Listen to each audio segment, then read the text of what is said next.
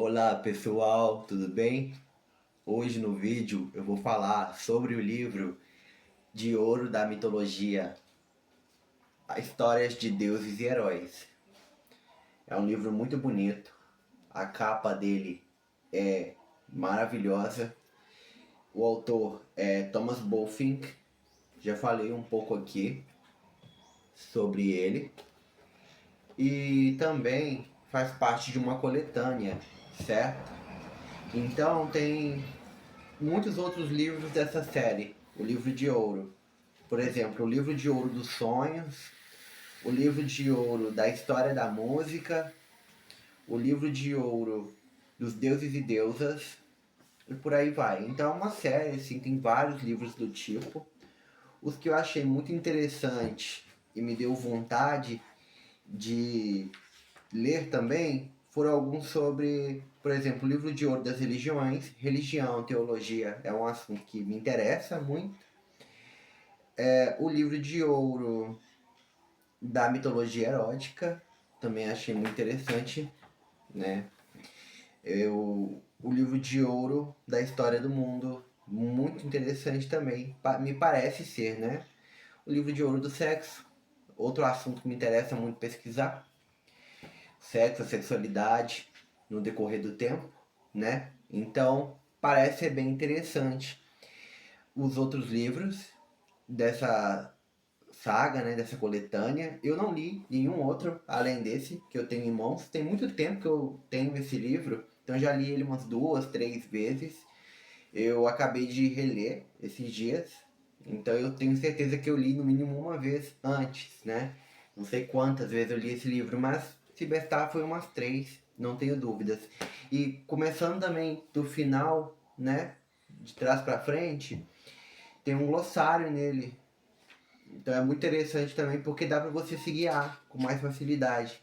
Esse glossário é tipo um índice onomástico, na realidade, nem é um glossário, mas esse índice onomástico você pode ver, né, por ordem alfabética do nosso alfabeto, o nome dos personagens que aparecem e em quais páginas eles aparecem. Por exemplo, o nome comum aqui é Afrodite. Afrodite é mencionada na página 18. E aí ela não é mais mencionada? Sim e não.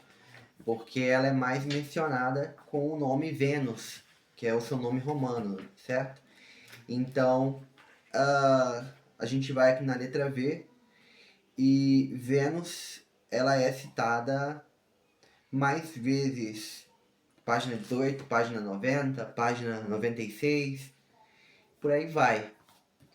Então, é bem bacana, dá para se guiar muito bem assim, né, pelo livro. Tem muitas referências de escritores assim, né, pesquisadores da literatura, da mitologia.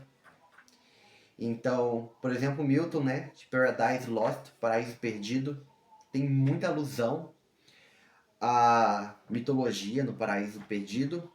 E também esse livro traz as referências também de literaturas clássicas, como Eneida, Ilíada, Odisseia, que são obras muito fascinantes e que são obras que valem a pena serem conhecidas. Outro escritor que é muito importante da literatura mundial, em específico a literatura inglesa, e que ele é referenciado nesse livro é Shakespeare. Por exemplo, o Sonho de uma Noite de um Verão, The Midsummer Night Dream, que é a obra que tem a personagem Hipólita, rainha das Amazonas, o casamento dessa personagem com Teseus, que é outra figura mitológica. Uma história aqui interessante é de Narciso. Narciso, ele é aquele rapaz que se admirou, né, pela sua própria imagem refletida na água e ficou ali contemplando, contemplando, pensando que era um outro alguém a quem ele tentava alcançar, mas com insucesso, até que ele tenta, né, se agarrar à miragem e ele se afoga.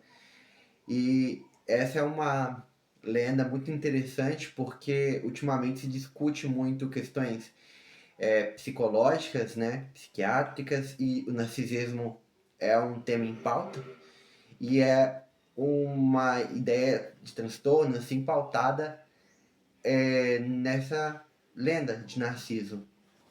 Aí tem várias outras, Surgimento do Mundo. O livro, não vou ficar falando tanto dos mitos em si, porque isso eu indico a leitura mesmo, né? Agora, ele se trata majoritariamente dos mitos gregos e romanos, que são paralelos, assim, né? Deuses gregos têm nomes romanos, mas são as mesmas divindades em certa instância, e os mitos gregos e romanos também são considerados os mesmos em certas instâncias, né? Inclusive tem uma história muito interessante que Enéas, ele foi um dos poucos sobreviventes da Guerra de Troia, e ele foi o fundador da antiga Roma. Na verdade, assim, ao menos descendente do fundador, certo? Pois crê-se oficialmente, né, que quem fundou mesmo Roma foi Rômulo e Remo, que foram aquelas crianças alimentadas por uma loba, a loba lupa, só que seus descendentes, né, eles são descendentes de Troia, seus descendentes eram os troianos, e Enéas foi o descendente oficial deles. Aí tem a retratação aqui, quem quiser saber mais sobre Enéas, sobre a fundação de Roma, é possível aprender muito, miticamente falando, né, com a Eneida. Só que aqui também tem um pouco dessa história, porque, por exemplo, a queda de Troia. E aí tem a imagem do cavalo de Troia, que alguém já deve ter escutado sobre a expressão presente de grego.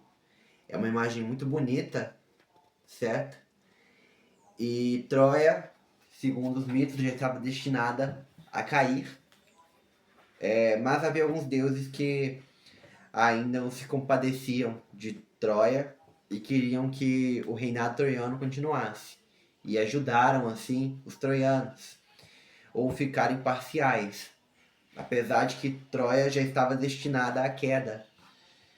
E conta a história de Troia aqui, né? A história de Troia, a queda de Troia, ela é própria da Ilíada, né? De Homero. Só que tem muito da mitologia aqui. Aparece os deuses, como eles ajudaram Troia ou ajudaram a Grécia, por que, que a guerra começou. Então esses são alguns mitos que você pode encontrar nesse livro. Não é tanto falando do conteúdo dele, mas fazendo uma indicação literária. Por meio dessa obra, foi um dos livros que eu li esse ano. Tem outras imagens aqui muito belas, imagens de obras de arte, pinturas, esculturas.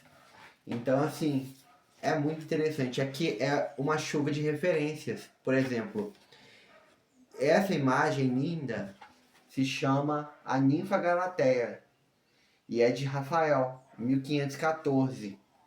Então vocês podem pesquisar, tipo essa, Selene e Endymion, Nicolas Poussin.